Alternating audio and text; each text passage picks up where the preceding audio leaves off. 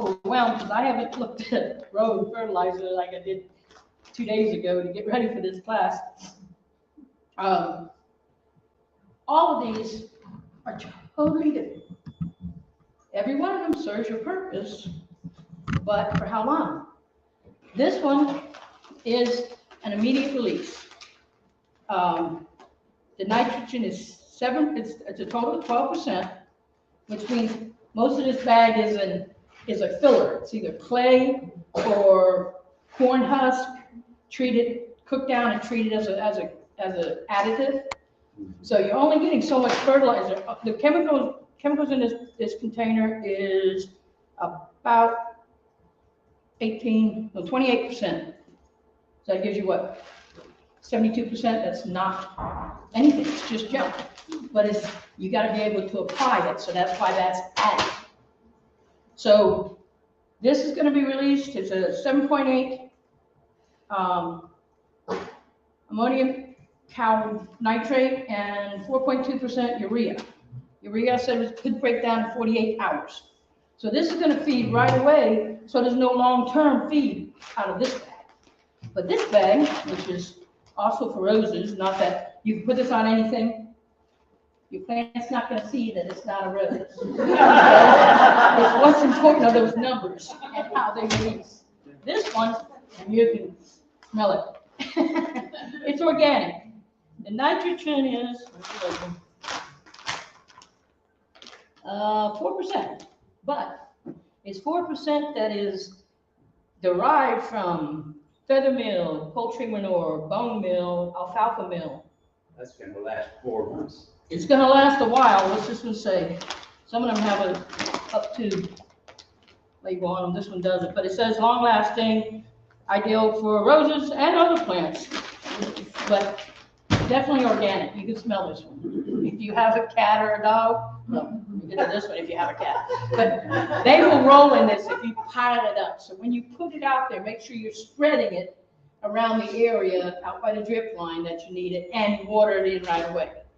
Because animals do go for, I mean, we all have dogs, and we know they can find the worst thing out that yard and come in and say, I didn't do nothing wrong, but they did.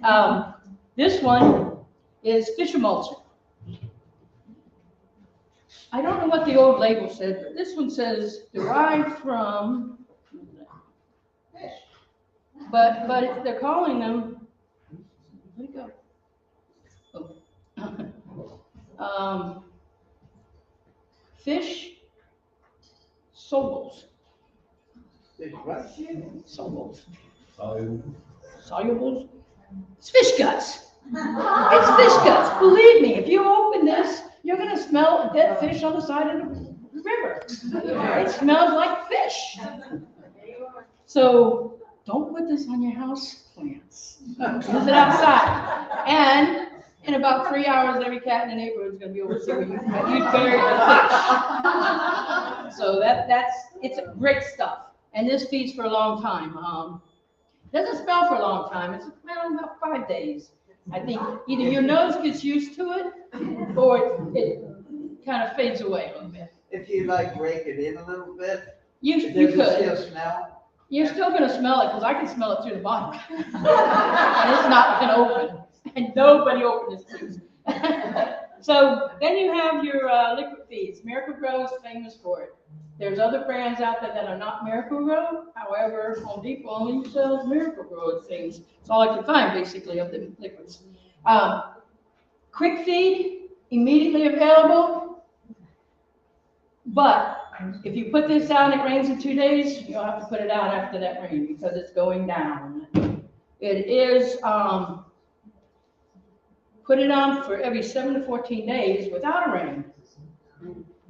So this is more for containerized house plants, vegetable gardens that you need a quick feed to get them started, to boost them every couple of weeks. But don't overuse it because if you overuse nitrogen, your plant is going to grow. It's going to be green. It's going to be beautiful. But if you want it to flower or fruit, put out a vegetable, it's not going to do it because you're telling it to grow with all that nitrogen. So you don't want to overdo it. Never go past the label And I wouldn't even go as much as the label, and I usually put out 50% when I put out a liquid feed. Now this one is coated, so it will feed up to 3 months. And it is water soluble is 0.67. Is that a systemic? Or? So not much, no, this is a shaky feed. Take the lid off, shake it around the plant, water it in. It's basically this, but it's in a pellet form. But it's been coated with sulfur, or a polymer of sulfur, so that it releases slower. The water has to melt that coating off. So even though it is basically this, it's coated, so therefore it's a longer feed. So every time you water, Every time you water, it'll melt some of the coating off, and eventually, if you ever looked in a pot that you've used an osmocote or something, you'll see little white clear pellets. That's because the sulfur is melted off, and then that last layer is going to pop, and the nitrogen will be released into the plant. So that's why you scatter it. I always tell people, season it like you're seasoning your steak. Don't put it all in one place. Plant spikes. They're basically a house plant, because you don't want stuff floating up every time you water, or the cat digging it up or whatever. So they give you this handy dandy little poker, and you poke a little hole in it and you stick this in. Follow the directions on the back. This is urea, and it's water soluble, so it's going to go right away. I think you put these in, I don't know, maybe once a month. Now the bigger ones that you see them for citrus and fruiting trees and all that, and they've got a little spade-like, and then you give you that little thing to tap them down with so you don't break them above surface. You put that on top and tap it into the ground. Generally, they never all the way come out. They somehow, the way they're made up, if they don't actually sit in water, it's not going to be 100% broken down in a year. You'll be digging in the garden and dig up those spikes, and you'll be like, wow, I put that a year ago, and it looks like I just had it yesterday. So some of the nitrogen and other elements that was in it, or nutrients, did come off, but I don't like them at all, because generally they don't work very well. Now these are my favorites. You use very, very little, and you put it out. They say 1 cap for a 4x4 square area.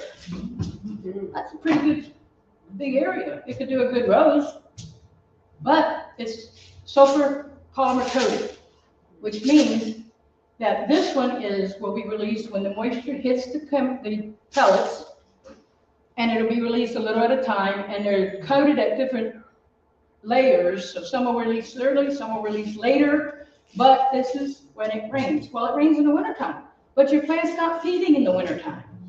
So I like this one, but I love this one. This is polymer coated. It's only released when the soil heats up, and then the water hits it. But the soil is warm. Well, that means spring to fall.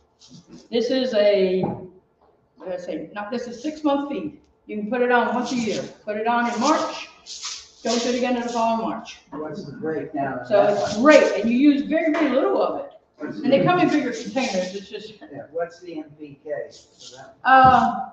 1868 plus micronutrients. So it's got That's very good stuff. nitrogen, phosphorus, potassium, manganese, sulfur, boron, copper, iron, magnesium, and molybdenum. And that's going to feed for almost a year? 6 months. Your plant doesn't need to feed 6 months. So you put this out in March, it's good for a year. How much is that? And it's called How much is that? dynamite. Huh? Is it called gold? Yeah. And even though it says cactus, like I said, the plant doesn't know it's for cactus. Just feed on. Okay? So, dynamite. I was serious. That was the name. I've never heard of it. Oh, yeah, they have them. Dynamite. I used to get it in bags this size. Can't afford a bag this size anymore. So I get the littler ones. But I don't feed all my plants. Now, course, I'm gonna send these around. The one in the yellow is the osmocote, the other one's the polymer. Just so you can see what they look like. Can you use that dynamite on wood trees? Yeah. Don't fertilize your citrus trees when they're putting out flower. Because that nitrogen is gonna tell them to grow, and it's not gonna produce fruit. So you feed them after your flowers have started to turn to fruit. I got some real little citrus, a couple of oranges, a grapefruit, and a tangerine. They're probably 50 years old, but they were covered by trees and vines. I've cleaned them all out now, and I cut them back because they were all heading straight for the sky. I shouldn't fertilize them until after they flower. I wouldn't, you think they're gonna flower if they're that covered up? There was tangerines on them. Okay, yeah, you always prune your citrus for deadwood in February. Okay, so I'm done with They're that. gonna flower early spring. So I would say end of March, 1st of April before I feed them. Before I fertilize. But when you feed it, where are you gonna put it? I'm gonna mulch it with 6 inches of this mulch from the No, where are you gonna put the Then I'm fertilizer? gonna put the good stuff. Now, on the drip line, out at the drip line.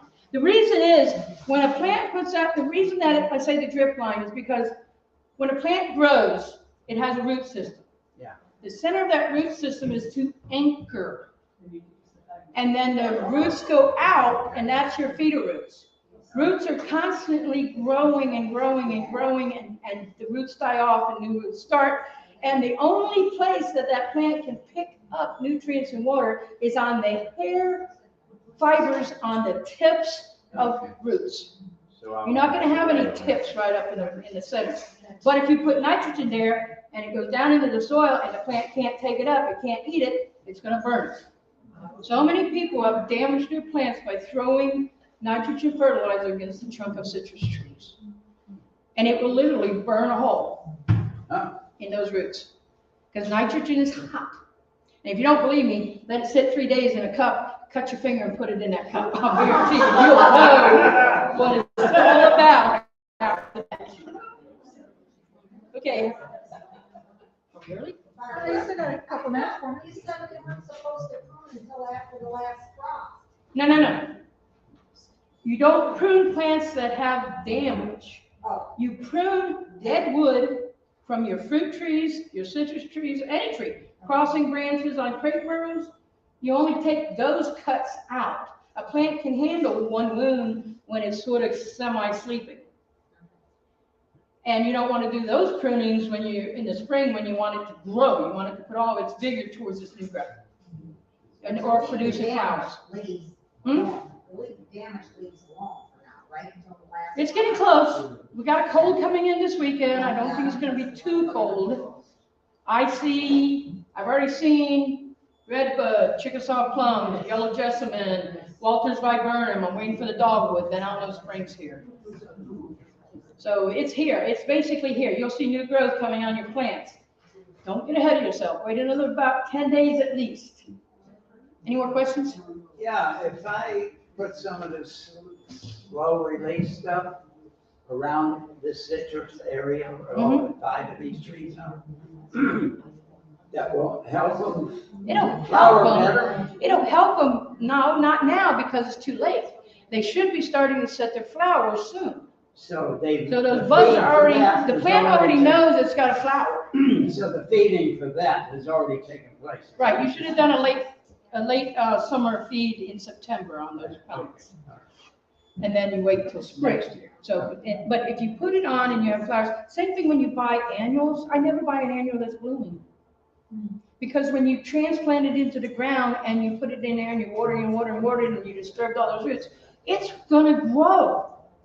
And it's gonna abort some keep them, but most of them will abort those flowers. That's why mums do horrible. Never buy a mum in full bloom.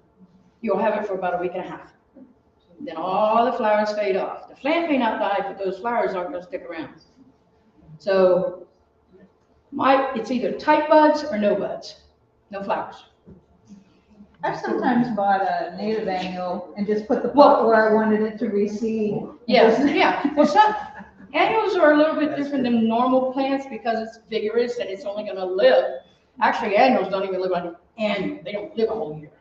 They live from seed to seed. That's what a plant, anything that is less than a year is considered an annual.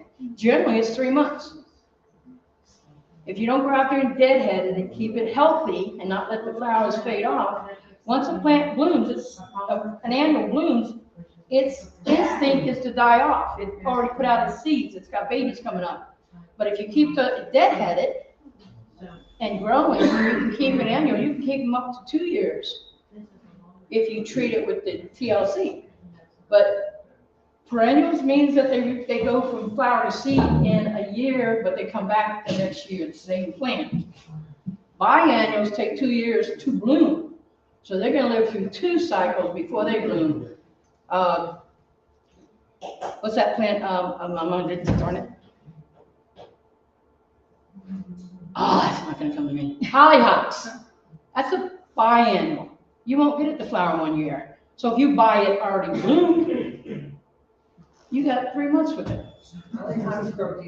They do, not real well. Not native. They don't hunt, they're not native, but they can grow here, but our summers are harsh on them. Just like hostas, you get hostas, you can get them to bloom.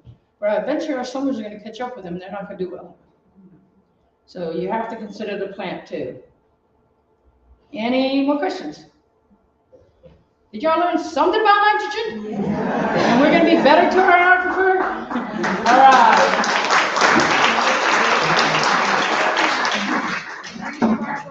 So we'll have about a 15-minute intermission. There's sign-up sheets in the back. You can look at the plants on the table, hit the bathrooms, and then we'll get with our announcements at 7.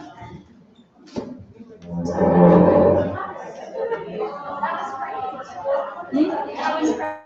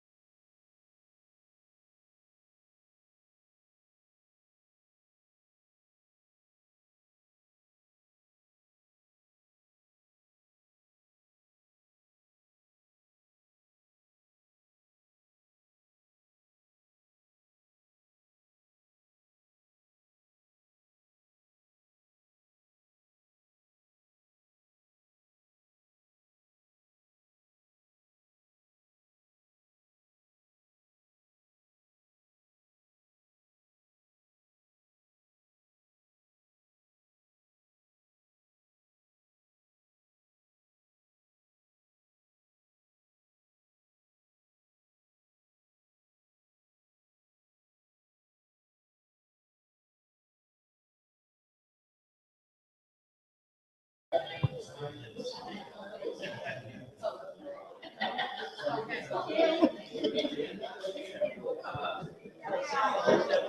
gonna move. All right, if everyone will take their seats, please. Welcome, my name is Donna Kerrigan, and I'm the Vice President of the Native Plant Society here in Citrus County. It's so nice to see so many people here today. When I pulled up, it was great to see the parking lot almost full. I think I got the last space. So it's great to see either new members or so many of you back again. It's wonderful and welcome. Are there any new members here tonight? Brand, you mean, huh? Brand new, brand spanking new. She misses out then. Donna Thomas, come on down. You ladies get first pick of the plant table. Free plant for you, just for showing up and membering.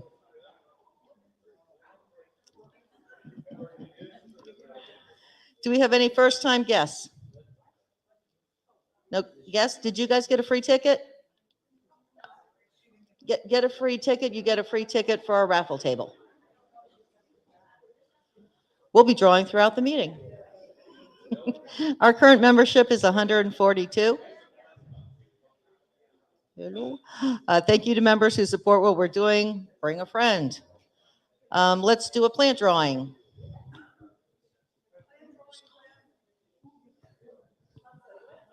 Plant drawing? She's so busy.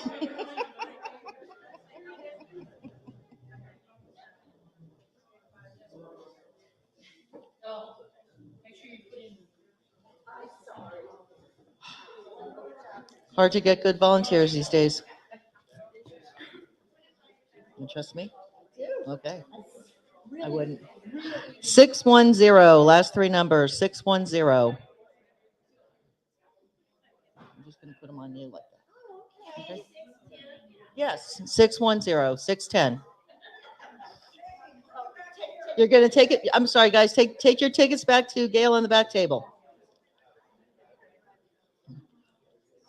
534, 534.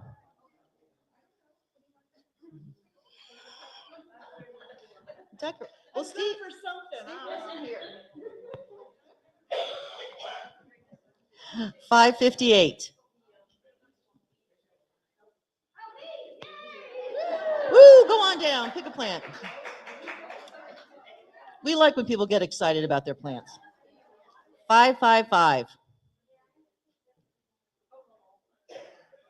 No exciting? No one's very excited? 555. Really? No one went home yet?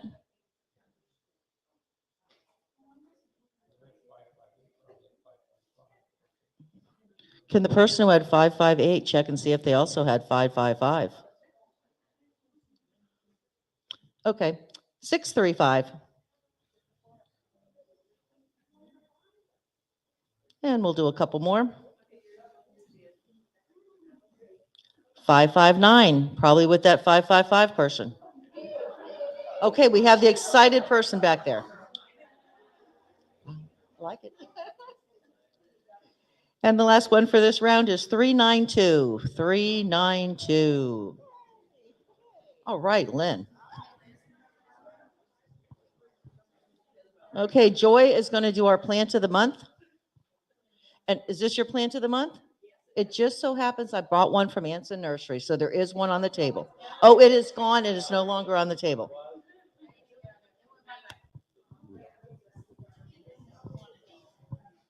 All right, this is the first plant of the month we've had in quite a while. So I'm going to do an advertisement first. We need more people to do this every month. And I think it's one of the best features we've had because I've made a lot of purchases from what I learned from plant of the month. So what you want to do is if you have a favorite plant, native plant, and of course, if you have experience with it, that helps, and tell us how it grows in your yard, what you like about it. And so today I'm going to do one of my favorite plants. First of all, go back a minute. I looked this up on Google because I was going to get up here and be really intelligent and tell you how to pronounce this. So I looked it up on Google. Google came back and says, we have no idea how to say that. Maybe you should, maybe you should choose another word. So let's just use false pennyroyal. Sometimes it's called wild pennyroyal and Florida pennyroyal. It's endemic to Florida, and except for a few counties up in southeast Georgia, they find it, but otherwise this is a real Florida plant. Now, I like this plant. Sometimes it doesn't get a lot of respect. In fact, when I had bought some last spring at the plant sale, I had a certain person, I won't mention his name, Ben, but we were picking him out, putting him in. He says, pennyroyal, what do you want that for? Do you remember that? Okay.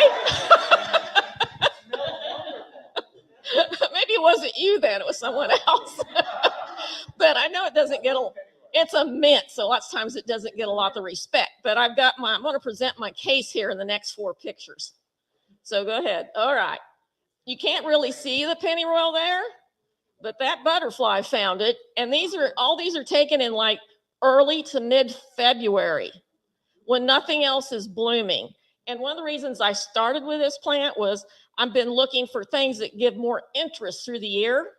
And I've been trying to put things that are green and trying to get front of my house look more like there's a plan there and not just a hodgepodgey mess. Anybody been there? And so I've got St. Andrew's crosses and the pennyroyal and the calumet. And I'm trying to get things that look a little bit more organized. So this is one I got, and I like it because it does bloom when nothing else is blooming. So see the next one? All right, that's kind of visitors you get when you have this plant. And the other one? And if you're lazy like I am, you can just sit there and wait for the butterflies to come and snap pictures one after the other as they come up and check out the pennyroyal. And the other one, and a bee. And they aren't real active right now. Mine are blooming now. But I could have probably got a video today because it's getting warmer, because there was a lot of traffic there today.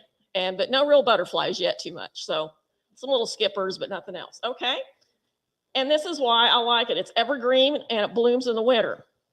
And this picture was taken after all of our freezes. And it just laughed at the 20 degrees and went on blooming. And so I like it for that. And it just really does well. It blooms and it stays nice and evergreen. And it's just a really great plant. And I live north of here. I live almost up to where 40 comes into Dunellen. And we're just barely 9A. So I like it for that. So it's a great ground cover in the summer.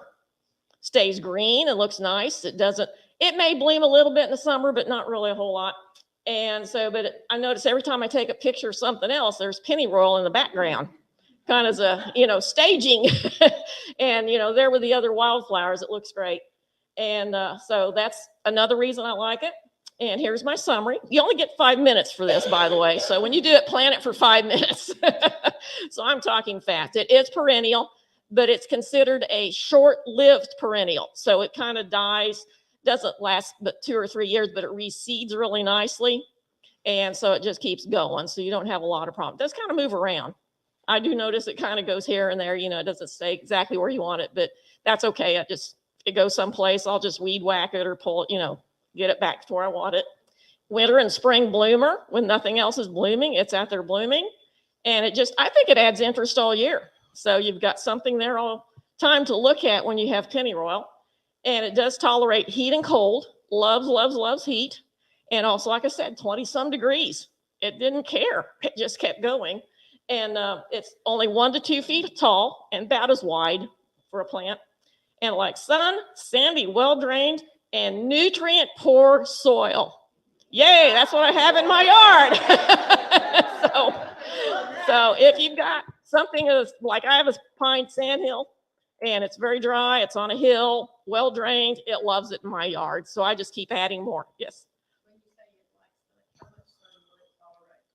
Mine's in full sun, and I have some in partial, and also like filtered it does okay too with like pine tree filtered shade. So, but yeah, it's okay, full sun. It doesn't hot, it doesn't care. So I'm going to pass this around so you can see what it looks like.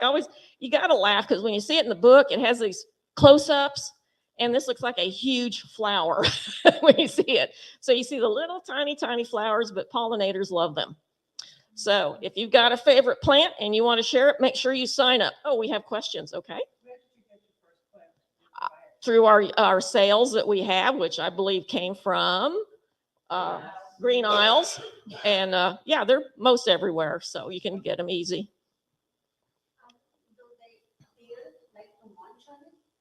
No, deer, I've never had deer bother them. And I have a lot of deer, and it's when they don't bother. Gail? I have done some cuttings, and some of the things I was reading, it says cuttings are a little hard, but you might want to mist them. And when I did do cuttings, I found they did better if I put a plastic bag over them. And so they would stay more moist and kept them really. I did about 12 cuttings and about 6 took. So not real good, but they're okay. I've never had luck with seeds. They seed naturally. Yeah, that's what I did. So, but yeah, once I had in a bag or a jar over them or something, they did real well. But if I didn't, they didn't take off at all. Have you ever noticed the snow get released during the heat or during? Not really. I've not really. I know they say they do teas out of them, and you can actually, brew them and make a tea. But I never noticed. And I'll pass this around. You can give it a sniff. I don't think they're really fragrant. Might be a different time of year. Oh, will they? I have a lot of fox and coyotes. I don't have problems with rabbits. Yeah.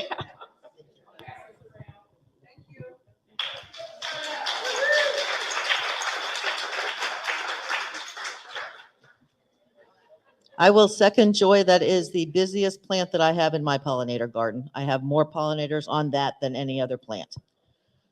Also, we would like, what's blooming is on the back table. Gail has brought that in.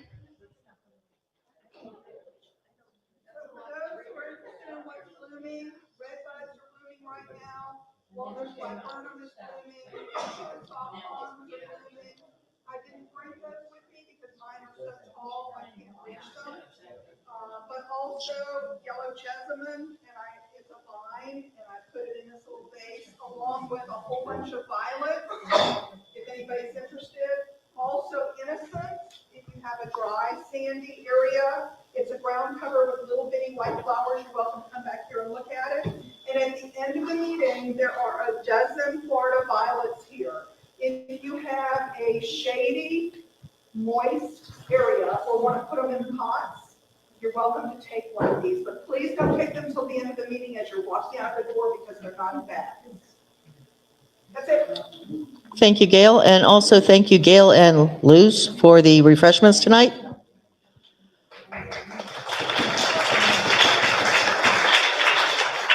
Yeah, that's it. Come on up for another drawing. I noticed you were getting ready this time.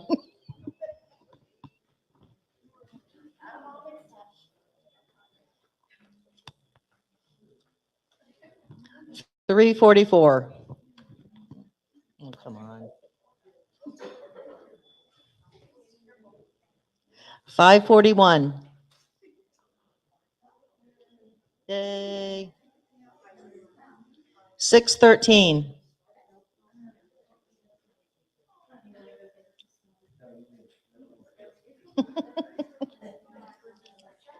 612. I think you're going up with her. Nope, sorry. Okay.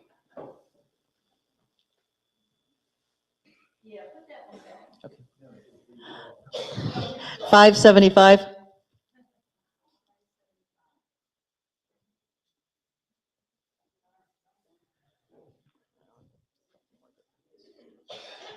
604.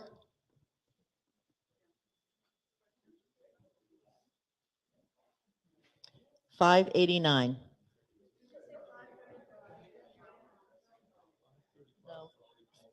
No, 575, 604, and 589.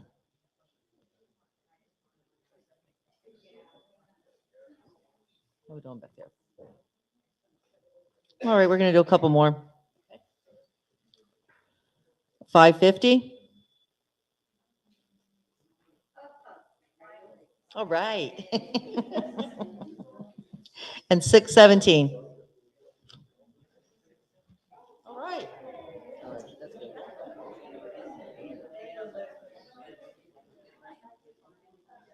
All right, we're doing our committee reports. Sue, if you want to come up and give us our plant sale report. Come on now. All right, so normally we have our plant sales start today at the meeting in February, but because we had such a big cold snap earlier, such a big cold snap earlier, all of the nurseries are having a hard time getting their plants up, and we don't want people to have scrawny, skimpy, sad plants. We want you to get good plants when you come and get them.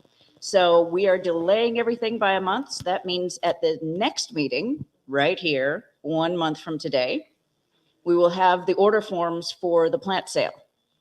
And then pickup will be on April 14th. All right, we don't have a place yet. We're still working on that, but we will have all that stuff for you next week or next month. We will need lots and lots of volunteers on the day of the sale. So please take a look at your calendars now. Block out 4-hour shifts or more if you can, whatever time you can donate to us on that April 14th. We will take your help. We're going to start setting up at 8 a.m. and the pickup is from 3 till 6. We need people the whole day through. There's a lot of work to be done. And the plant sale is one of the best ways to get to know your plants, because you're going to have them all side by side. You're going to be able to see a lance leaf coreopsis right next to a Leavenworth coreopsis. What is the difference? If you just look at them one at a time, you don't necessarily see what the difference is, but when they're right next to each other, it's really, really helpful. So I encourage you all to volunteer to help. We'll have the volunteer sign up next month. And thank you very much. Oh, Sandy had a question. You're planning for setup or whatever on the 13th? We have just a small crew of folks who will be doing a little bit of prep on at the site that we're doing. We'll be doing a little bit of prep the night before, just to make sure that whatever facility, whatever lot we're using is ready for the thing in the morning. Well, we'll have. They can volunteer a place if they don't. Oh yes, if you happen to know of a place that would let us use their parking lot or even a big vacant lot, we'd probably need just an open space that's about twice the size of this room, 2 to 3 times the size of this room. So, a decent sized parking lot or a decent sized open field even. If you know of somebody who's got something like that, please get a hold of us, because we need a place so that we can put the plants out, sort them by alphabetical. Then we sort them into the orders so that when people come to pick them up, all the plants are ready for them to just pick up however many they've purchased, whether it's 2 or 20. We have them sorted and ready to pick up, but we do need some space. We do not need to have water there. If water is available, that's always helpful. Otherwise, we just bring some rain barrels full of water. So now that field you're going to need in April, correct? Pardon? You're going to need that field in April or that field? Yes, on the evening of April 13th and all day April 14th. And bathrooms. Mhm. Yeah, bathrooms are nice, but if there's some businesses nearby, we can use that. And if we absolutely have to, we might have to rent. Yeah, right. Yep. So the main thing is just to have a place. All right. So thank you very much.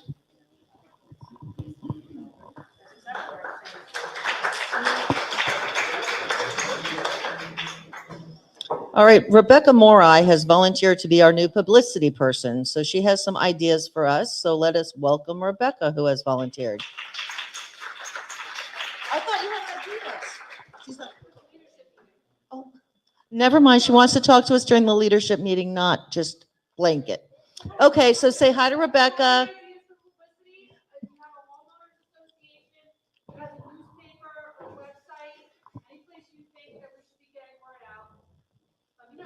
All right, thank you. All right, we have some events coming up. I'm just going to kind of run through them so we can get going with our program. They are on the website and on Facebook, aren't they? Website. Okay, they're on website. We have educational outreach March 8th at Withlacoochee. Marcy, who is one of our members, is going to be doing a program on Everybody Wins Landscaping with Natives. If you all have not attended one of our speaking things we do, they're very interesting to go to. And you are all welcome to go. Anytime we have one, most of the time they are open to the public, so we will let you know if they're not. This one is, isn't it? Okay, yep. So you are welcome to go and listen to our member Marcy talk. February 14th, the iNaturalist with Athena. February 23rd is our outing for February with Steve and Penny Wilson. It is going to be at Fort Cooper. If you wish to carpool, let Ben know. Garden Days, February 25th with Barb from 9 to 12 at the IFAS extension. Invasive Species Awareness Week is the 20th through the 26th, and there's going to be a webinar on Wednesday, the 15th at 2 o'clock that you might be interested in. Okay. February 18th from 10 to 12, Barb is taking it nationally. She's going to start doing Anson's Nursery. She's going to start doing a nursery talk the third Saturday of every month. So if you enjoy Barbara's Bits, come on out to Anson Nursery on Saturdays, the third Saturday of every month at 10 o'clock from 10 to 12. You can bring plants you have questions about.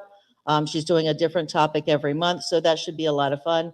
We're going to have a tent set up. We will have just water, and if you guys want to bring chairs to guarantee that you have a chair.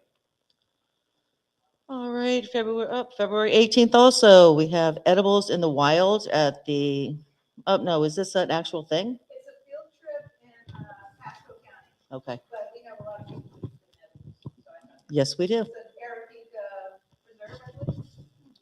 That is it. I don't know where that is. All right, our bylaws state that we hold elections during our annual meeting in November and special election for open positions. Election is determined by a majority decision of those present. We have a volunteer for a secretary. The terms run to December 31st, and our open positions are secretary and president is still open, guys. Only members in good standing may vote or be elected. Are there any nominations from the floor for the two open positions? Yay. Would anyone like to run for president? You guys, don't be so shy. You can do this job. Okay, if there are no further nominations, nominations are now closed. All in favor of Luz Ramirez, say aye. Aye. All opposed, say nay. Would anyone like to abstain? Excellent. Congratulations and thank you very much. We appreciate it. All right, we have some empty pots by the door. If anyone would like some, take them on your way out. And that's another thing. If you guys do have a bunch of empty pots, if you bring them to a meeting, great, let other people take them. But if they don't take them, if you'll please take them with you when you go. Any other business? They don't do well in the wash? All right, any other business, new business before we get on with our woodpeckers? Yes, we do have more plant. That's right there. Plant drawing now. Come on back up, Gwen. We're not done yet. She's so shy. How many plants do we have left? 10. All right, we're going to fire this through so we can get to those woodpeckers.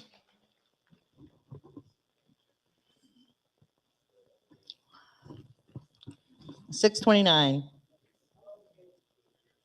Yay. 554. Me. You are not near as excited as you were the first time. I'm just saying. 508. 602.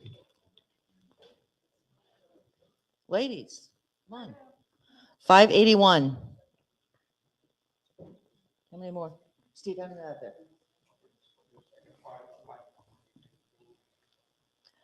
557. Hold on, I just gotta dig. 583.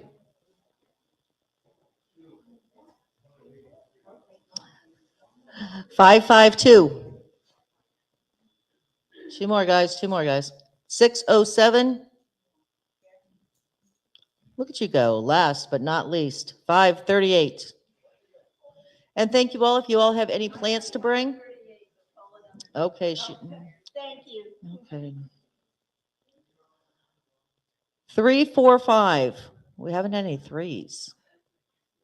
345. That's because 345 doesn't exist. Okay, so that's not paying attention. 630. 641. Yay!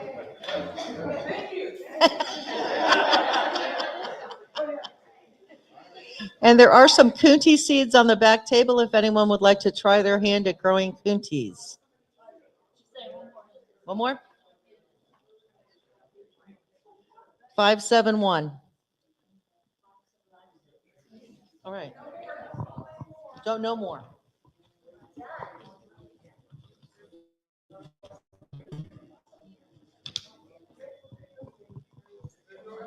All right, so tonight we have the good fortune to be smack dab in the middle of the prime red-cockaded, oh, I knew I was going to mess this up, cockaded woodpecker habitat, partly thanks to our guest tonight, Vince Morris.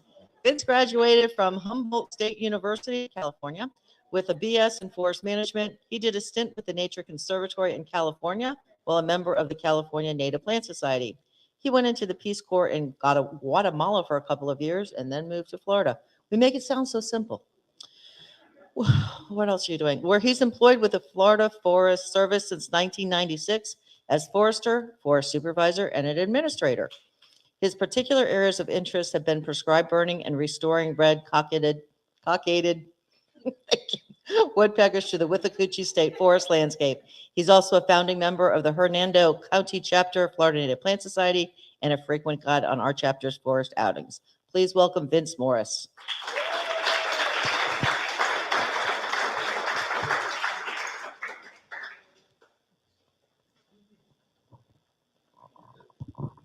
Hello. I would love to believe that all of you wonderful people here were here to see me.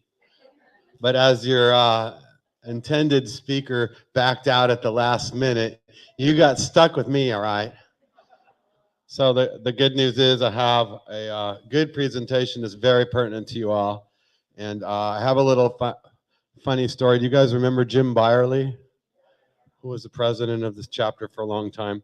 One time he handed me a microphone like this. I was giving a talk to the Citrus County chapter, and I'm talking away, and I'm getting quieter and quieter. So I'm talking louder and louder, and I'm getting quieter and quieter. And pretty soon I'm screaming, and then I realized Jim Byerly had a little control knob on the volume, and I kept getting too loud, and he kept turning me down until pretty soon I'm screaming. The thing wasn't working anymore.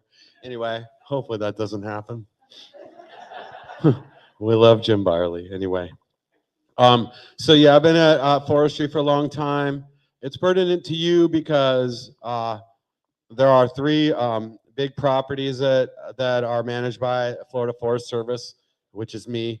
And in Citrus County, you guys have Homosassa, 2 Mile Prairie, and the Citrus Tract. And the Citrus Tract is probably the main one we're going to be discussing in this. But in 1996, when I had a good mentor at that time, her name is Andy Chrisman, we discussed what species could we manage for that would gain enough interest in the public that they wouldn't poo-poo us. I don't know what, but would also do a lot of good for managing habitat. So I have a gift here. So we thought about it long and hard, and there were a lot of actually good choices. One of the choices was the Withlacoochee grasshopper, but the Withlacoochee grasshopper did not inspire folks. And the other crazy thing about Withlacoochee grasshopper is it's an insect, and insect populations vary wildly from year to year, not necessarily based on habitat or anything that humans did or did not do. It could just be the weather or whatever things that cause grasshoppers to proliferate or not. So we discarded that. Then we went to gopher tortoises, and we thought, well, we'll manage for gopher tortoises. But the strange thing about gopher tortoises is they're very slow to react to change. So you can make their habitat just absolutely beautiful. And in about 40 years, you might have 3 more than you had 40 years ago. Especially since they don't reproduce very well in the citrus tract for some strange reason. So we discarded that. If I had to do it all over again, I might not have even selected the red-cockaded woodpecker, which is the one we did select, by the way. Actually, Bachman sparrows are a bird that's also in trouble that reacts really quickly to environmental changes. And you could probably measure the quality of your habitat by inventorying Bachman sparrows every year and know if you're doing a good job. But we didn't know that 25 years ago. So we picked the red-cockaded woodpecker, and one of the main reasons we did is because it did have that federal endangered status. So we thought that we could weigh some of the politics of forestry in favor of the species, and maybe we could encourage some habitat manipulations that were good for it, and somebody might actually listen to us in this sometimes absent state government, right? So we chose it, and it was a very good decision. Pretty about as good a decision almost as you could make, except with Bachman sparrow. And so this is the first slide that I have to present to you guys. Now I'm gonna just push it forward, and hopefully it works. And then I'm gonna push it backwards, and hopefully that works. And then I'm gonna ask Athena which button I should push.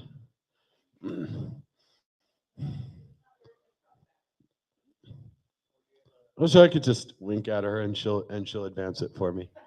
Okay, so this is the introductory slide I would have selected. Yes, I don't even know my job title anymore.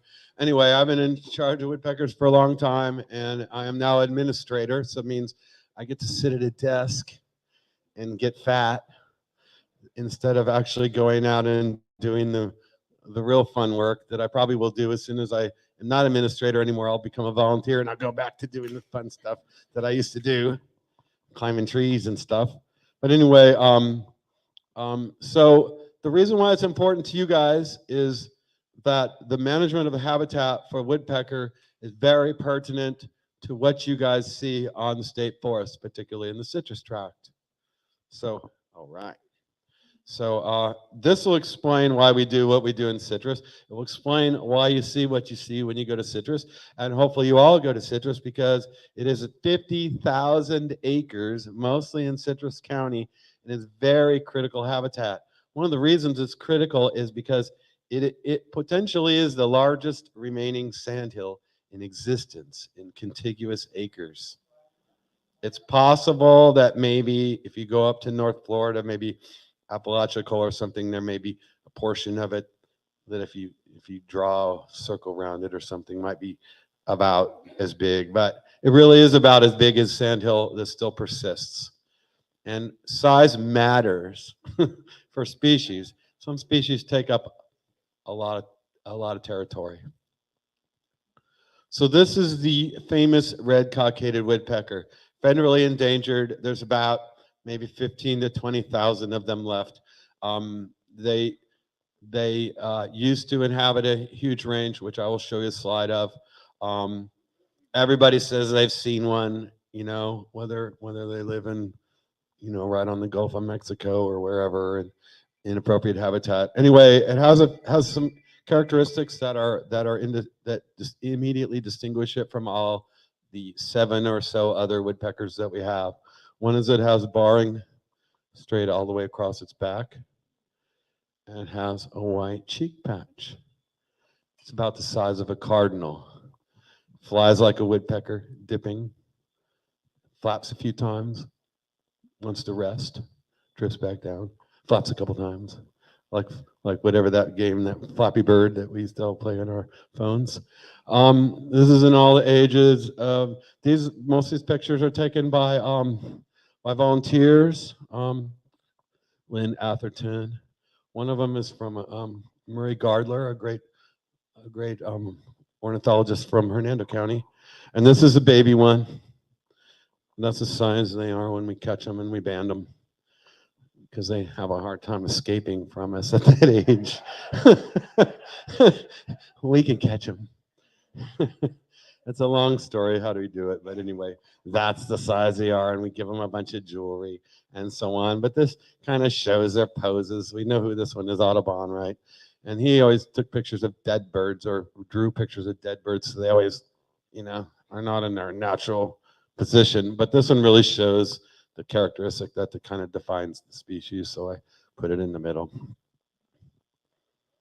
And this is the natural range of woodpeckers, the blue counties. And there's a couple holes in Florida, but I believe that those holes are just lack of knowledge. They probably existed in all of those counties too. I know for certain this little one here, Sumter County, I have found some historic trees in that county that would demonstrate that it was there too, but this was done in 2002, and I don't know if anybody wants to revisit it. But this is the interesting thing about this is it's approximately the same range of longleaf pine. So longleaf pine and red-cockaded woodpeckers go together. I think the next slide might actually demonstrate. Oops, no, oops, I'm going crazy now. This demonstrates how much interest there is in red-cockaded woodpeckers. These are all biologists and coworkers and people from water management and FWC, and all these people work together for woodpeckers. So it kind of proves that woodpecker management has enough of high enough stature that we can still get teams of people working together for them. And this is one of the reasons they're probably going to be downlisted from federal status. A really funny thing is Donald Trump was trying to downlist or delist the species as he was leaving office, which all of us thought was a terrible thing. But if you look at the criteria for recovery, it's very close to exceeding those requirements. And actually, if you actually read the recovery plan and then you looked what was happening in the world, you could justify, rather than politically try to assassinate something, you could actually go, yes, it earned being recovered legitimately. But no one ever thought of that. So anyway, all these people are working together to recover the species and so on. But yeah. Anyway, maybe next year. Yes. So the thing about them is they have a very specific requirement for their habitat. So almost every species that's endangered probably is very picky about where it lives. You don't see blue jays being endangered or cardinals.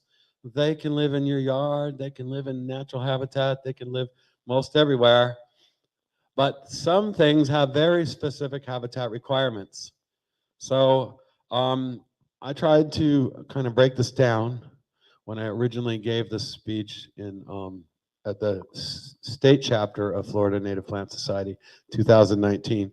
Now there were two other talks given at that time, and I know one of them was much better than mine because none of you remember seeing this one, do you? So I know you were at that other talk. I forgive you. So they live in wet flatwoods, which if anybody's ever been to Withlacoochee State Forest maybe, or the rich loam tract of the Withlacoochee State Forest, mostly in Sumter and Hernando counties. It's pine dominated and it has very moist conditions on the ground, and sometimes you don't even want to try to drive out there because you'll get stuck in the swamps. It usually is mixed with swamps and so on. Strangely enough, that in the uplands and wet flatwoods, the habitat contains most of the same species as sandhill. I can't explain it. I'm not even going to try. Music flatwoods. So music flatwoods and wet flatwoods are just two different flatwoods. Obviously, one's a little wetter than the other, and one's more grassier. I think I actually have a picture of both of them. Sandhill, which is what you guys are blessed with, what used to be, under our feet right here. Most of Citrus County on the top of the ridge used to be sandhill at one time until we did whatever we did to it. And then further north, and when you start to get into northern Alabama and all those, we start to get clay hill and upland pine and high pine, and so you even start to get different species of pines that it can live in.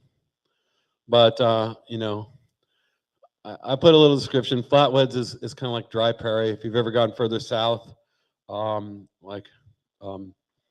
can't even name it at the moment. But anyway, if it burns too hot and too often, it won't even have pine trees, and then it will just become a prairie. Anyway, so like Kissimmee Prairie, if you guys have been there. Anyway, sandhill is similar to upland pine, or even flatwoods with different soil.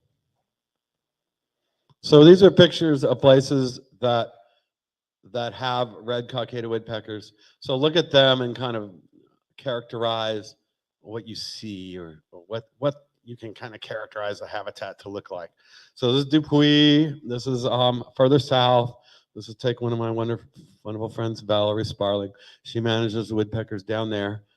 Some of the birds that are flying around in Dupuy right now came from Citrus. Yes, you're welcome, Valerie. This is flatwoods.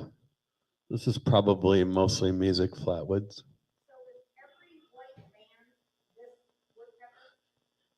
Yeah, you notice that. Yeah. No, the birds, the first thing they do when they inhabit an area is they go down and they paint their trees. That way we know where they are. No, it has become the standard for woodpecker people to paint a white band around the trees. Now, a woodpecker tree used to be super rare when there weren't very many woodpeckers, and we couldn't do anything about it because we couldn't make a cavity in the old days. So we had to be able to find it and guard that tree with all of our life and soul and keep it from burning in our prescribed burning program and all that. Now I can take a little bird box and cut a chunk out of that tree up there, and I think I'll have, if you go back a few slides. Forward now, and then back. See these ladders? So that's me when I was thinner.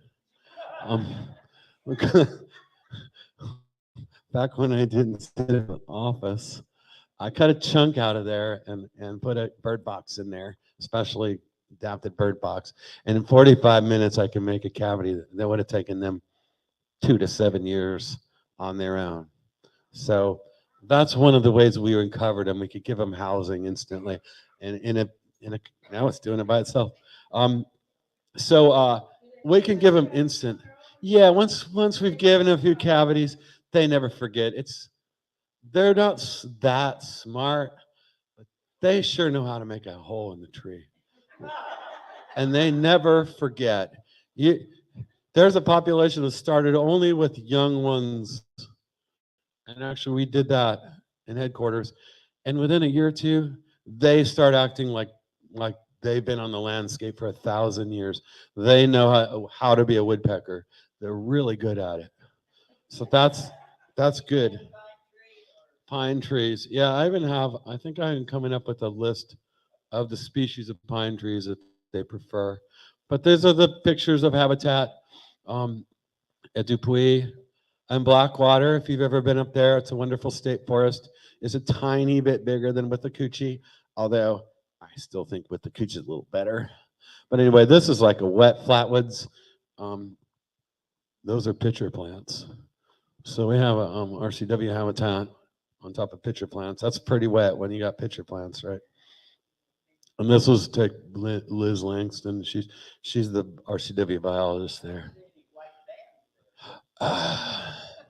It's just a habitat, not specifically where the birds are at the moment. Blackwater, same thing. They sent me, well, this is taken by her again. So once again, just the habitat, no woodpecker trees in there. But anyway, this is what she sent me. That's all I had to work with. This is toothache grass, so she took cool places. So this is Fort Stewart. One of the greatest places for managing woodpeckers is military bases because they're federal properties and they're federally mandated to take care of their woodpeckers. Ha! And one of the things they did was they say, you can train all you want as soon as your woodpecker population reaches a certain size. And you know what? You've never seen anybody as motivated as military people trying to grow a woodpecker. They're good at it. They're good at anything if they have the right motivation. They have the chain of command down. They have everything.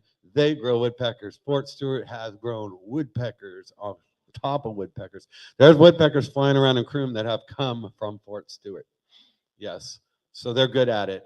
And almost every military base that has appropriate habitat has a thoroughly healthy growing population of RCWs. Shows you that our federal government is not a total failure. Corbett, which is really far south. And you notice, I mean, start to see some similar characteristics. This is pretty wet down there. In fact, I think a lot of times at Corbett, you're pretty much sloshing around about this deep doing woodpecker work. They come here to Citrus. They're like, this is the Club Med of woodpeckers, all right? You don't have to get your feet wet. There's no mosquitoes. Man, you have it made. I was like, that's why I'm here. St. Sebastian. So this is on the East Coast, not too much further south from here. This is from Sammy McGee. She's managed them for a long time. Apalachicola National Forest has a monumental, approaching 1,000 clusters of woodpeckers, or 1,000 pairs of woodpeckers, which is only one. That's the one right there. Actually, this is a classic, beautiful woodpecker tree. You see the cavity up there. You see all the wet resin running down. That's beautiful. I mean, that's.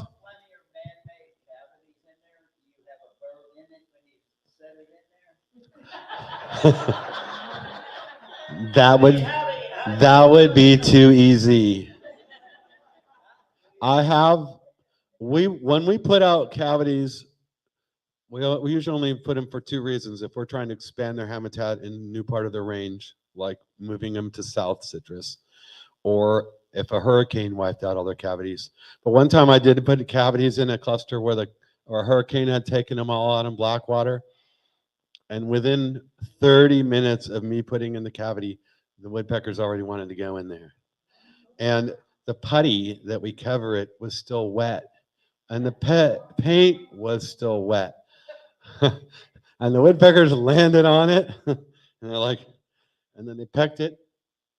And they got all this putty on their face. And, like,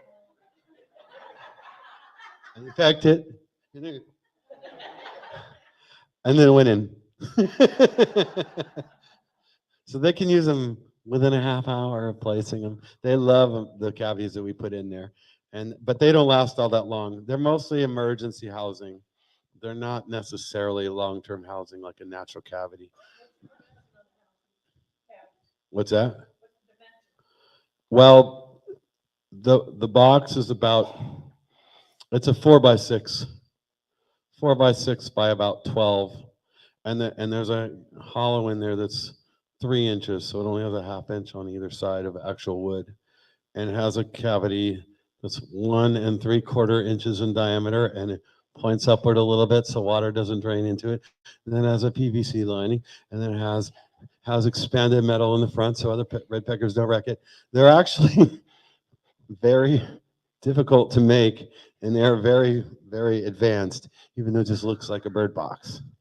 Anyway, we buy them. We don't make them. We tried to make them, and it was too hard. So anyway. So they don't reuse their nests for a long time? Oh, yeah.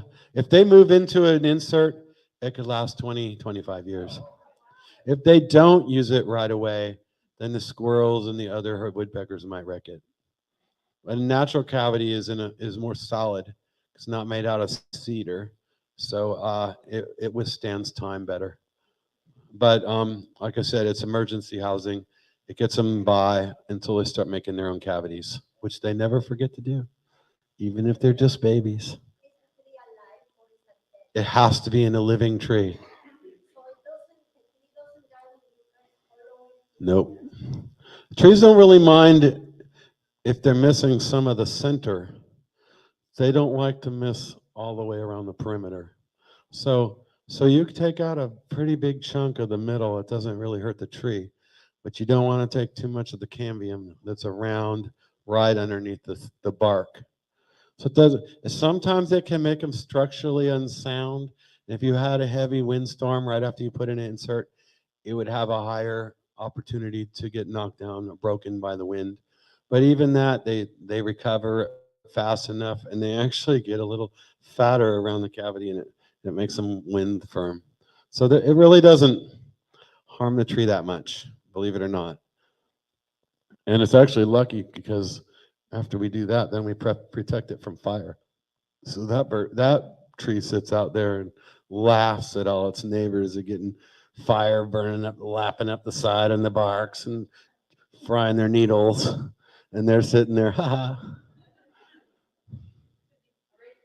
We do, we rake them. I mean, I was trying to get more into habitat, but this is good. It might go a little long. So if you guys get bored, just flee like rats from a sinking ship, okay? It won't hurt my feelings. Like in 2019 when I first gave this talk and nobody showed up. So this is a second growth pine tree. It's straight, it's not particularly big. When longleaf pine gets old, like hundreds of years old, it starts to lean over. It also starts to get really big and really tall. And the cavity can be 70, 80, 90 feet up there.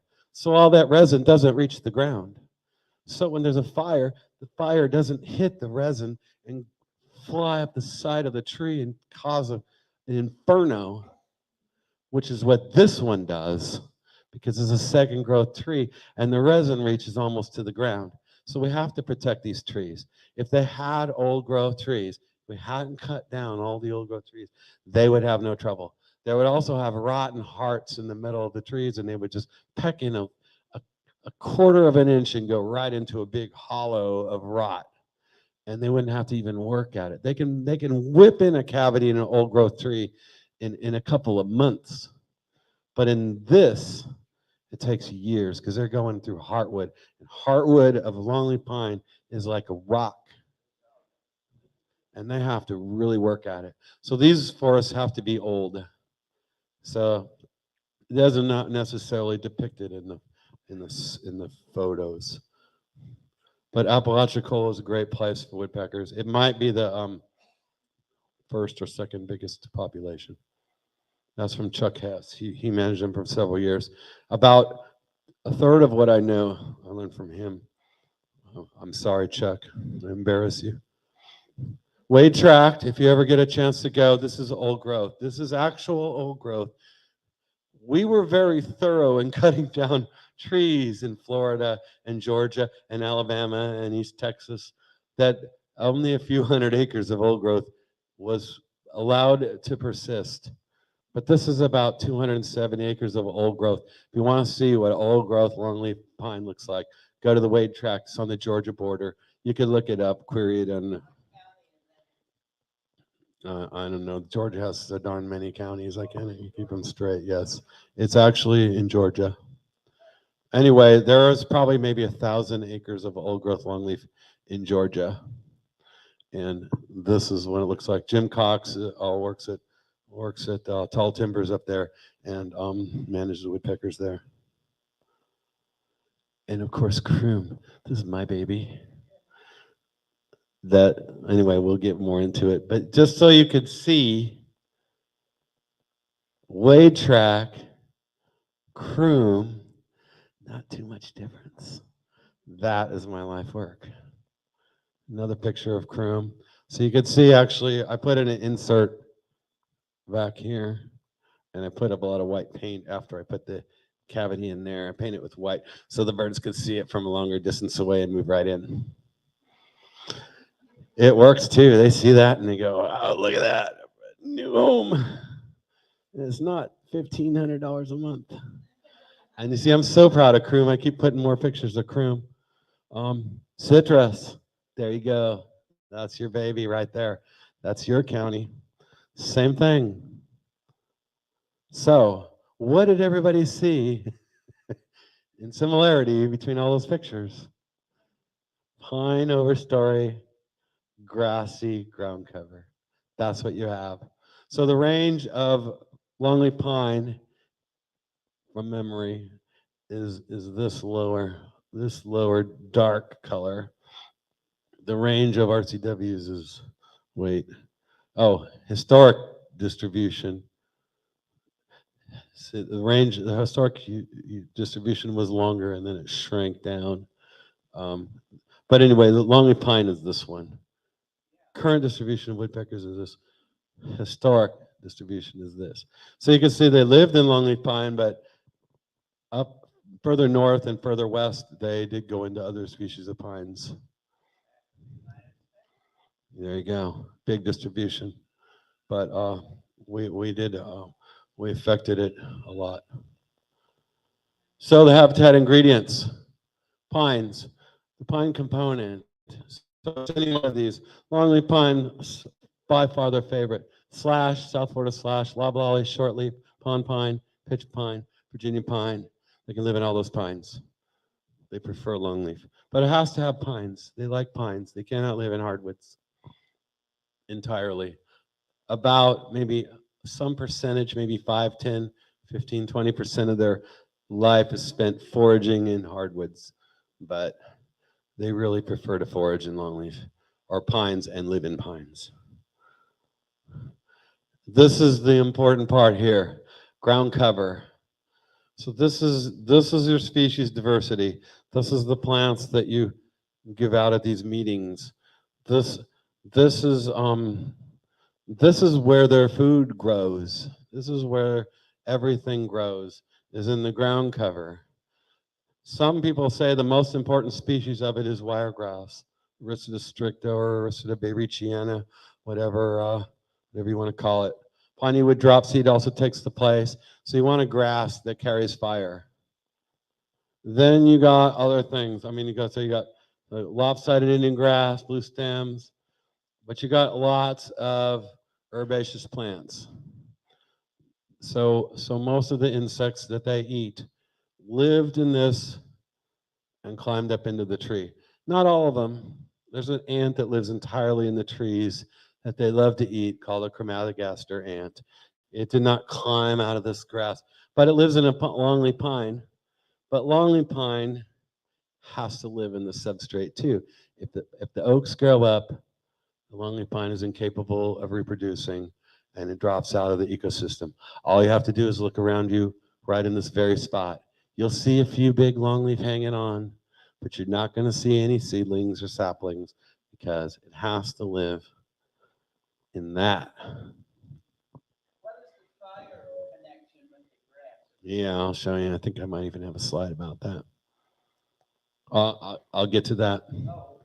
So the other thing they need is space. A pair of woodpeckers needs about, at this latitude, 120 acres. 2 little birds this big need 120 acres. The substrate that they live on is not particularly rich in food. They need a lot of it, to find enough food. So there we go. And they don't even really like grasshoppers that much, unfortunately. So when we when we study their habitat, we draw a little circle that's about a half a mile in diameter around a cluster of white trees that the birds painted, right? And then we draw a line between where the next group is, and we call that a foraging partition. So 75 to 200 acres is what I wrote for this. That's about right. The smallest partition in Croom, and it's about the same in citrus, is 103 acres. So minimum habitat so far that we've discovered is 103 acres for 2 little birds. 11,000 acres in Croom means we can have about 40 to 50 groups of woodpeckers. So E.O. Wilson would say, you cannot maintain a population without 250 breeding pairs. So what are you going to do about that? Well, we're going to manage them in all the land that we can. So we also manage them in citrus. And now we moved them into headquarters, which is on Highway 41 north of our office. We have 3 pairs of woodpeckers there trying to connect citrus and Croom. So now we're starting to talk landscape level of 250 breeding pairs. This is how you protect large swaths of land, because there's a lot of species like panthers or bears or things like that that have even bigger habitat requirements than red-cockaded woodpeckers. So if you want to try to save those things, like eastern indigo snakes, you need landscape size pieces of property. You can't break them up, divide them up, put roads across them. It ruins it. So woodpecker habitat also consists of lots of space. Okay. So when you see like 3 or 4 abandoned trees within eyesight of each other, are they just moving their nest, or is that? That's the cluster. So grouping of trees we call a cluster, and the grouping of birds that inhabit the cluster is called a group. Do not mix that up, okay? You'll confuse an RCW biologist. So a family group lives in a cluster of several trees that are all within eyesight of each other. So those partitions, the center of those is the grouping of trees that she just described there. It could be minimum of 4 trees, or it could be 20 trees. Only the ones that have sap running them down is where a bird lives, and everybody lives in their own cavity. They do not share, even the males and females. Sorry, this is my home.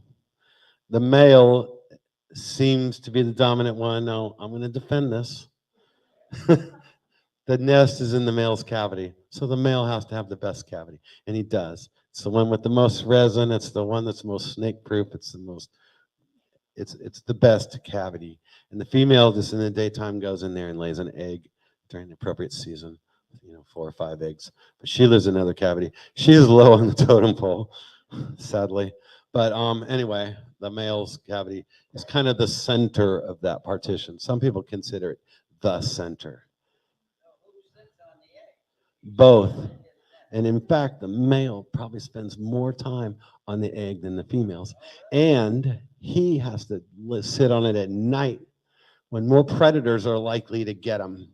So the male earns the best cavity. I'm just going to say that. So anyway, the resin is there to protect them from snakes climbing up and such. Part of the habitat. Big trees, part of the habitat. Pines, part of the habitat. All is part of the habitat.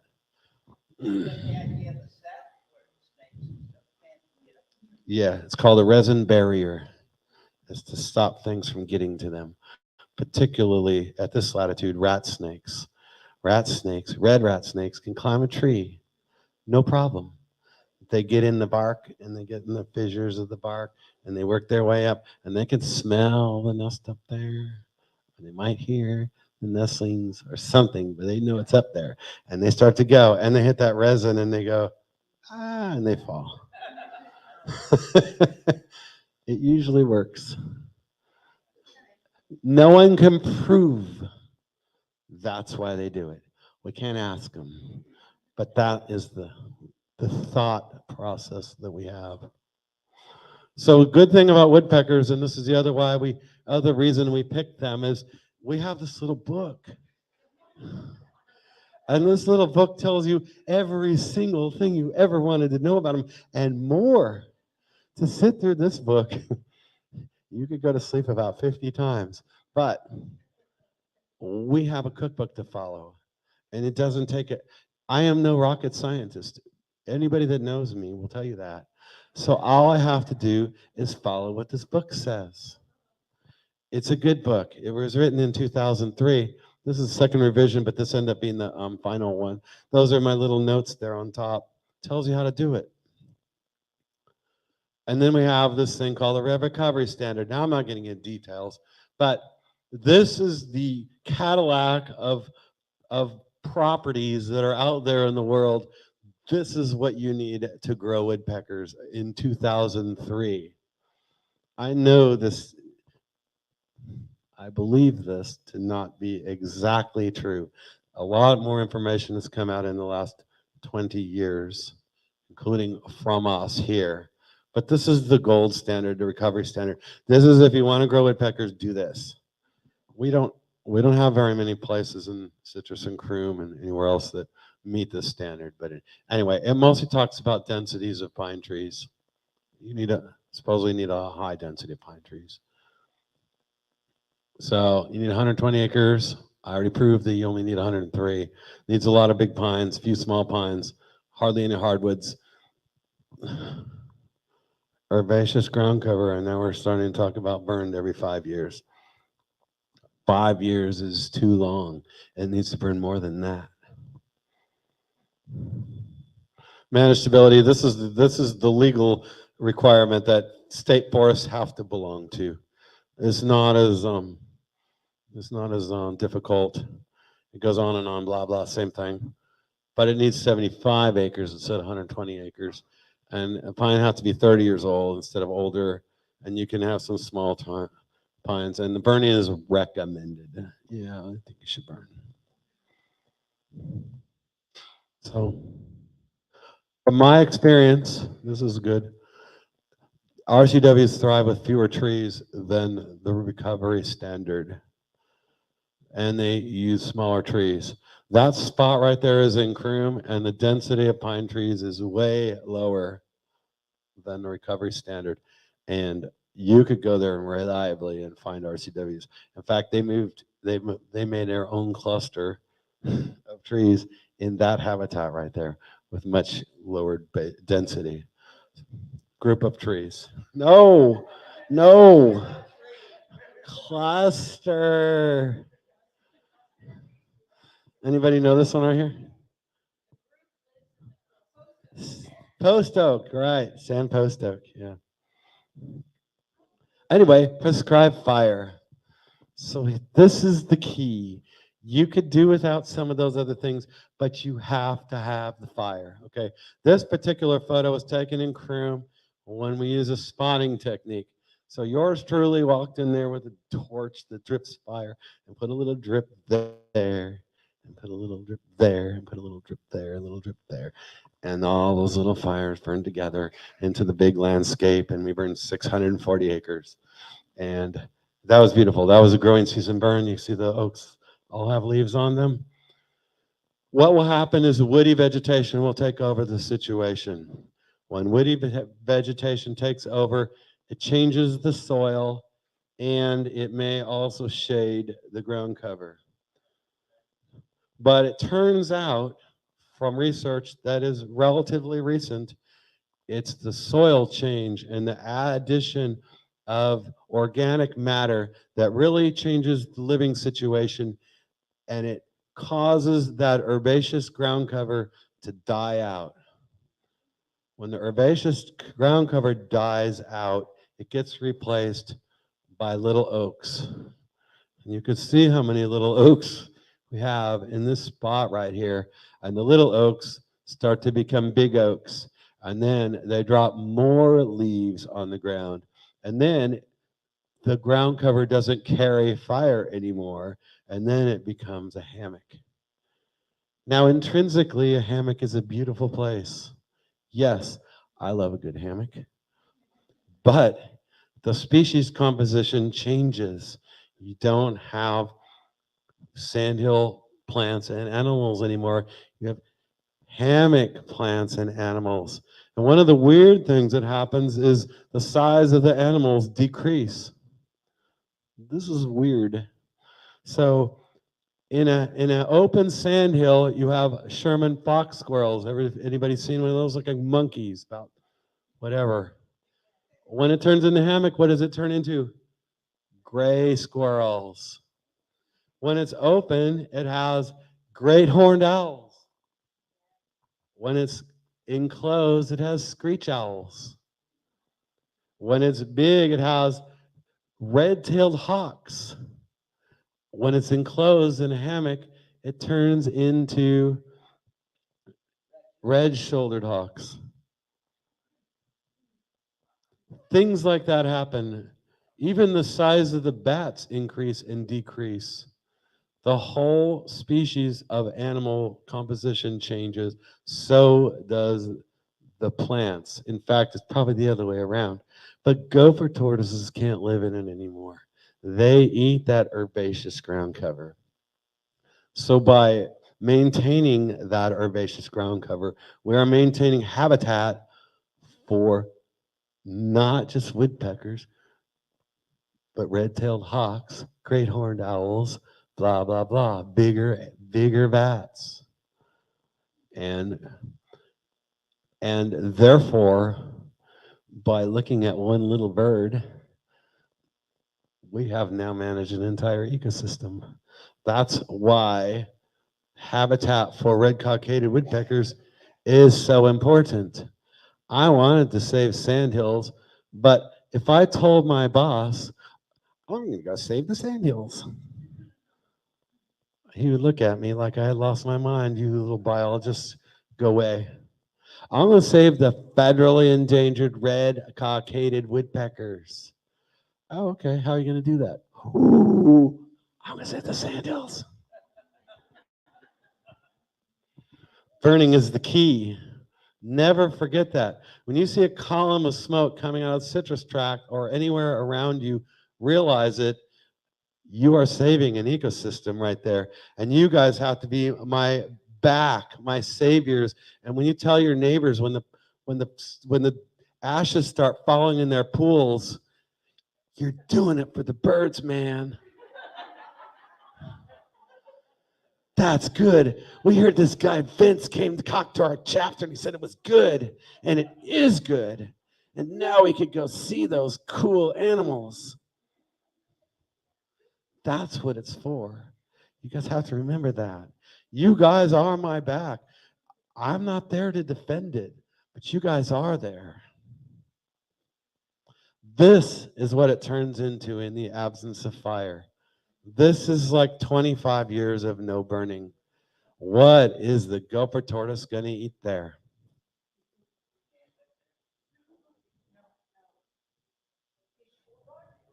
And the red-cockaded, so what happens is when these reach 7 feet tall, even if there's big pine trees in there, which you can't see, but they might be there, the female leaves the male. She's like, you're not a very good keeper of habitat. I'm going to go find me a better man. So the females all abandon first. The males, they stick it out to the end, man. They die in that cluster with no female. It's really sad. That's what was happening in Croom when I got here in 1996. We had 3 single males that had no chance of finding a mate until we started burning the habitat and started to make grassy. And then we brought some females from Apalachicola National Forest. And you never seen 3 such happy birds? And they stuck together and they created the foundation for Croom. Now, citrus had 37 pairs already. So we've only worked with citrus with what was already there, plus a few that migrated from Croom and some other places. A bird flew all the way from northern Georgia to citrus. We have it documented from Savannah River, military. No, it's not. It's an installation for a power plant, and they were really good at growing them. And one flew all the way down to here. So that shows you, look, we attracted a bird that far. We must be doing something right. This is what happens if sandhill is never burned. This is a cool place. I can't explain why it's there. Someday, maybe it would be cool to take a field trip to this place. It's a hammock, a xeric hammock, a dry hammock, and it has no explanation on the landscape except that fire doesn't carry there anymore. And it has a sandy patch around the outside, like a scrub, to keep fire from going in there. So therefore, it never burns. And on aerial photos going back all the way to 1944, it was already never burned then when everything used to burn. So that is the final destination of upland when it doesn't burn. That's not red-cockaded woodpecker habitat. That's not any upland species from sandhill habitat anymore, except for maybe blue jays, right? So this is what we did in citrus. This is actually a spot in citrus. It started to get overwhelmed by oaks. There's a cavity tree right there. We cut them all down with chainsaws, and then we burned it. And guess what? It recovered. I actually took another photo in that. Now, you notice one thing that did happen. We did kill that cavity tree. Okay. I admit it. Yes, it was there. One thing that's really good about the sandhills here is it hadn't been so long that the seed pool had vanished. All you needed to do is restore the fire.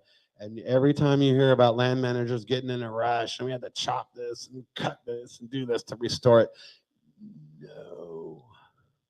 Just start burning it, okay? Just start burning it. Be patient. When you bring equipment in, it brings invasives like Kogan grass. You also damage the ground cover that you're trying to fix. Be patient. Now, this is not so bad because we cut them with chainsaws. So the only disturbance was human feet. Okay?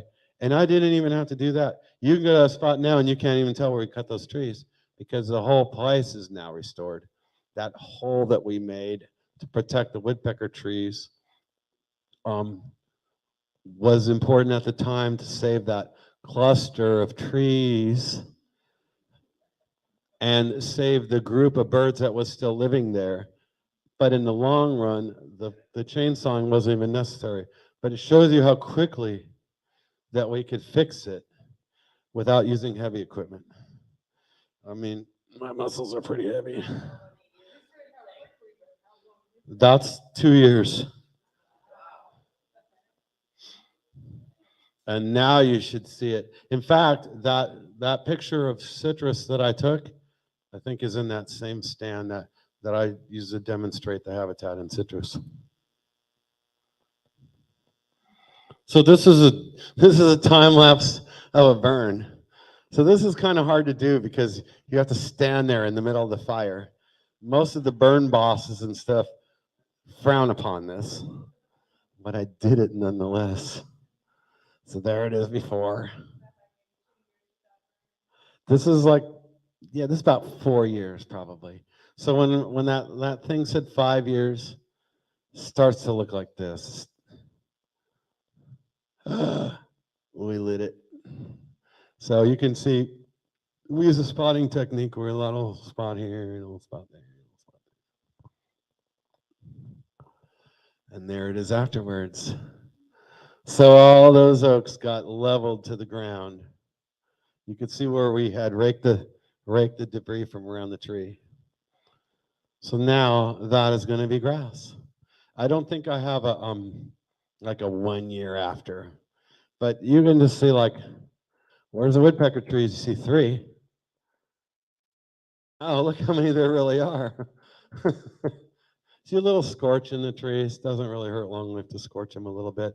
But now it's grassy again. Now everybody can live there. And to me, you know, what is the most prettiest part of the life cycle of a sandhill? That.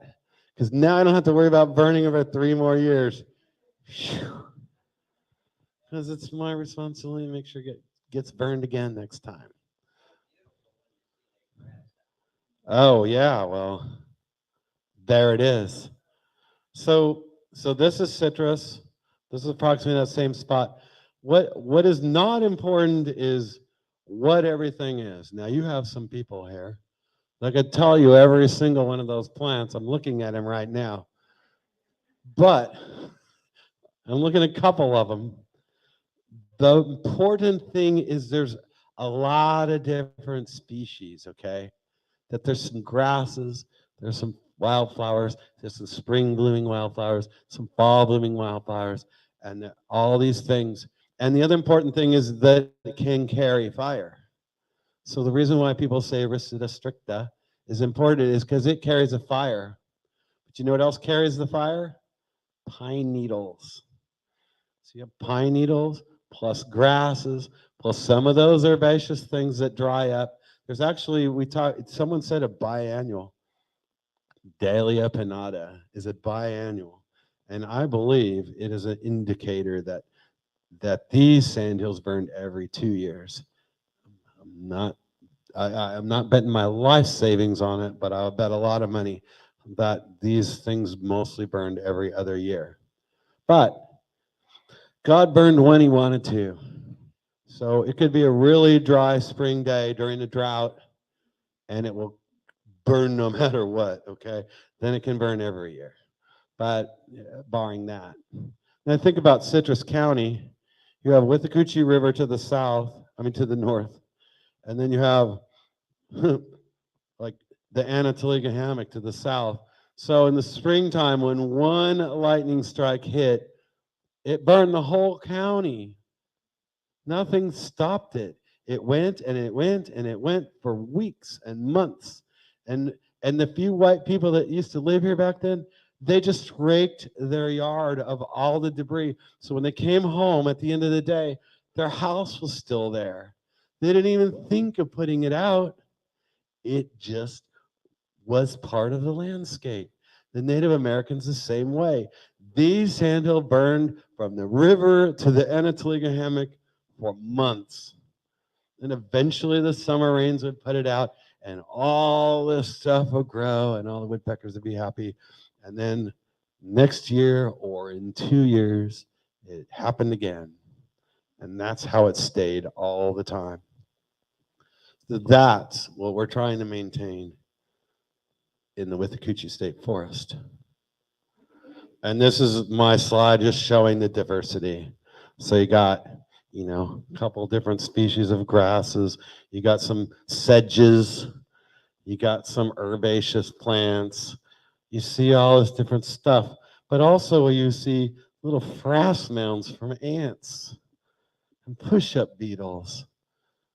That's the diversity you want to see. That's what makes a lot of animals happy. And that's what maintains a biodiversity. And that's weeks after a burn, only weeks. And that's a growing season burn, which is better than a winter burn, but any burn is good. Frequency wins out over seasonality, okay? When that comes up in your next whatever trivia game, remember, frequency over seasonality. So someone will say, well, why are you burning in January? It's the dormant season. In order to burn 40,000 acres on state forests, we got to burn year round. So sometimes a place will get hit in dormant season. It's still okay. In fact, there's some species like Eriogonum tomentosum, wild buckwheat, that actually prefers to grow better after a dormant season burn. So some plants and some beans, so mixing up the season is okay, as long as it stays burned. So that is, that's Queen's Delight right there. You can start to look at some of these species if you blur your eyes a little bit. But the point is the diversity, and that's what you get after a burn in our sandhills.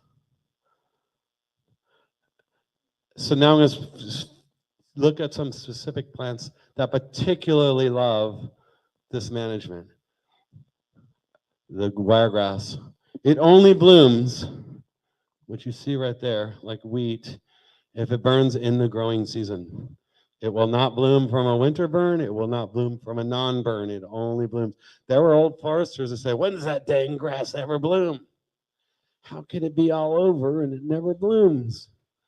Because they never saw it burn in April, May, June, July. Chama Christa fasciculata.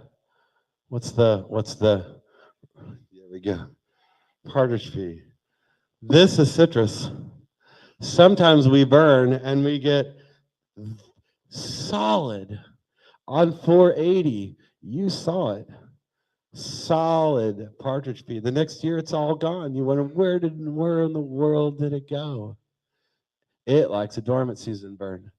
You can turn. I get to the point now where if I want this one, I could choose the dates to burn it. I could, if I want the other one, I'm starting to get to the point where I could choose the day and know the response that we're going to get from it. Cremeria. You guys know cremeria? It's one of the few things that has a red flower, and it could really ruin your feet. It has really spiny seeds. Anyway, this is a species that thrives from woodpecker management. Dahlia pinnata. A year after a growing season burn, this can look like snow. It can take over the entire site, and the next year it's gone. If you guys see us do a burn and you go back to the same site, you can start to see the different species that dominate these sites. It's rather amazing. I had like 200 acres of solid dahlia in a croom burn one time because I burned on the exact right day. And you should have seen the dang butterflies. Whew. They can find 200 acres of wildflowers. Liatris elegans. You know, this one really responds to burns. I didn't even think this existed in citrus and croom anymore until we started burning. Then it started coming back. This one is in South citrus, at least. It might be further north than I give it credit for, where the soils are better. But look at how tall it is. It's almost as tall as me. I might have a really cool picture. Look at that. There's some Native Plant Society people from Hernando County in a giant sea of Liatris elegans. Talk about a spectacular flower. That's response from a prescribed fire in the growing season. That's Cindy Liberton. She's kind of like the lifeblood of the Hernando chapter. You guys might have run across her. Sue Blakeman. And I can't remember the name of the other lady there. But anyway, this shows you the response from one of the burns. Lupinus diffusus, lupin. This one is a spring bloomer. And this, you can actually have an entire sea of blue instead of snow. It's blue snow on the right day if you take the picture right. And of course, this is the other bird. So if someone comes from England to see red-cockaded woodpeckers, they're probably coming to see this also, Bachman sparrow. This is the one I said we should have used. It responds better. Bachman sparrow. This was taken by Bev Hansen. Thriving on our forest, range wide, collapsing. Gopher tortoise, of course. Pocket gophers. You see little holes, little pocket gophers. But that's not just pocket gophers. That's pine snakes. That's eastern indigo snakes. You may not like it. That's eastern diamondback rattlesnakes. That's the base of the food chain for a lot of things. That loves the frequent burns.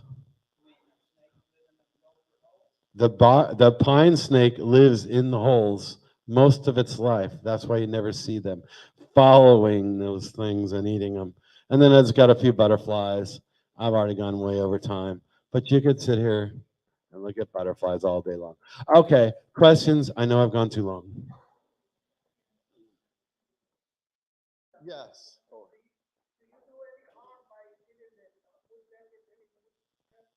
Feeding them? The only attempt to feed them that I know of is there was a study that suggested that calcium is lacking in their ecosystems, and someone actually hammered calcium tablets or something to trees, and the woodpeckers, believe it or not, pecked on that, and it may have increased their birth rate a little bit because they can't get it because sandy ecosystems are low in calcium. But when we move the birds and we have them for more than 24 hours, we have to feed them and we shove insects down their throats until they learn what it is, and then they just eat them readily. But that's the only attempt. No one's ever tried to ever feed a RCW otherwise. Almost entirely insects and spiders. And they particularly have a love for roaches, chromatogaster ants, and during a certain season when they're feeding their young, they seem to prefer spiders. And spiders somehow cause the intelligence of the offspring to increase. I can't tell you how I know that.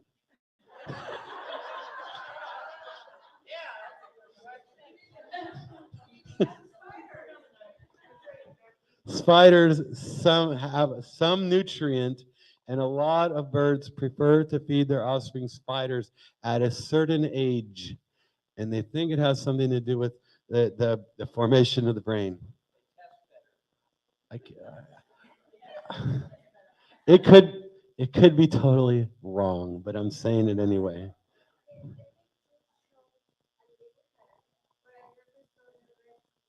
Oh, you almost can never see the red.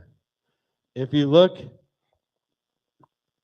at the very first, can you just get to the first slide without having to go backwards the whole way? Or the second slide or whatever shows the birds.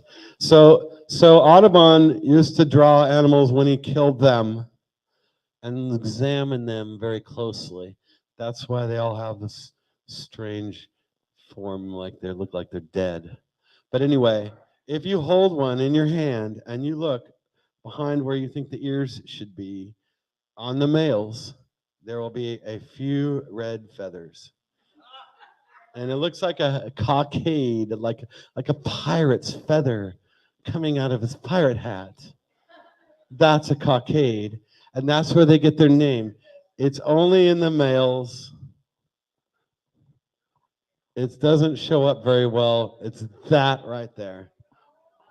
Okay, and every time you see that, if you look at a bird like this, you're not really going to see it. Sometimes you hold the bird and you blow the feathers on its head upwards, and you can see it. If we move birds, we want to know if it's a male or female, so you have to find that to prove that it's a male. But you're not. I'm pretty sure this is a female, but it would be right there if it was a male. But that tiny little spot right there on either side, that's the red-cockaded. Otherwise, there's no red on it. If you see a woodpecker out there and you see a lot of red on it, it's another species. That's instantly, you know that. No. That's why we can save them. We can save their entire range right here. We don't have to worry about them going to South America and getting slaughtered down there. We can take care of them 100% of the time. It's easier to save a non-migratory species. Yes, it's very important. But no, we get them year-round. Thank you. Yes.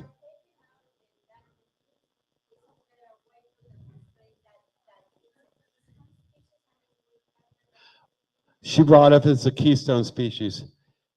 Some people will argue that a keystone species is a species that many other species depend upon, like a gopher tortoise with 200 or 300 species that all use the burrow. RCW is questionably a keystone species. There may be other species that depend on the burrows and the holes in the trees, like, let's say,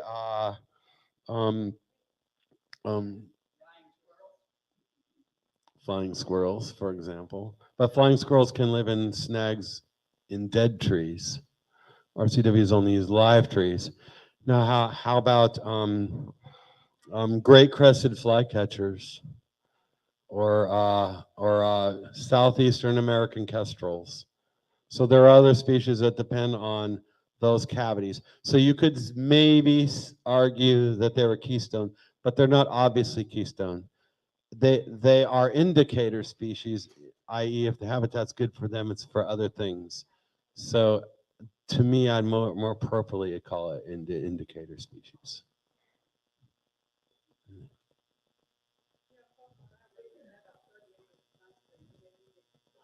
Yeah. 30 acres is 1/3 of one territory for one pair. Not good enough. But you can burn it regularly and maintain a lot of other sandhill species that don't have such huge. Yeah, but your wonderful county actually stomped on it and didn't allow it to go further, at least this year, right? Miraculous in itself.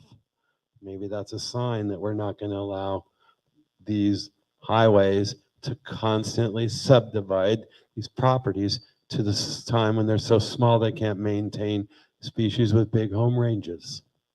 How about a train, huh? Has anybody thought of a train? You could put a train right through the sandhill, not hurt anything. And more people could travel on a train than a road. It doesn't take 300 feet like the Suncoast Parkway, or the new one they were going to put 500 feet.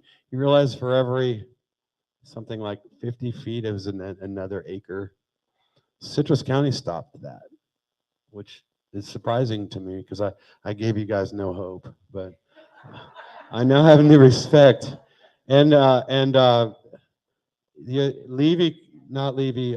County stopped it because they didn't want it subdividing all their horse ranches.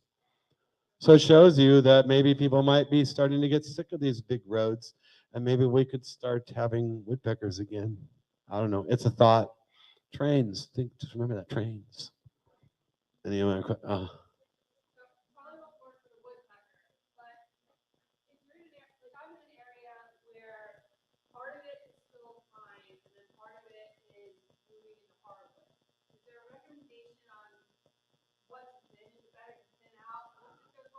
remember what I said, patience. Just start burning it. Yeah, laurel oaks are the first to die. They have the thinnest bark. I could annihilate laurel oaks with fire. I have learned that it's better to do it slower because it doesn't make all the neighbors irate either. The Hernando County tried to take one of their environmentally sensitive lands and cut all the hardwoods out, and guess what? Every horseback rider from here to Timbuktu had a heart attack, called up their county commissioner, and stopped it in its tracks. If they had just carefully burned it, it knocked out a few laurel oaks and then knocked out a few more. After about 20 years, it would have been beautiful, and all the horseback riders wouldn't even have noticed that it happened.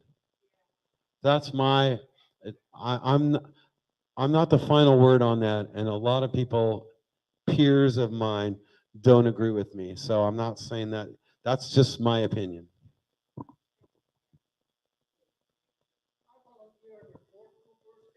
Yes. Fort Cooper is starting to do a wonderful job at managing. You should all be proud. They're starting to burn. They're starting to take better care of their habitat. Yes, and plant longleaf. Start burning it and planting longleaf. And Fort Cooper is coming around, man. I'm proud of you guys for that too. Okay, that's good enough. All right, you guys have a wonderful rest of your evening.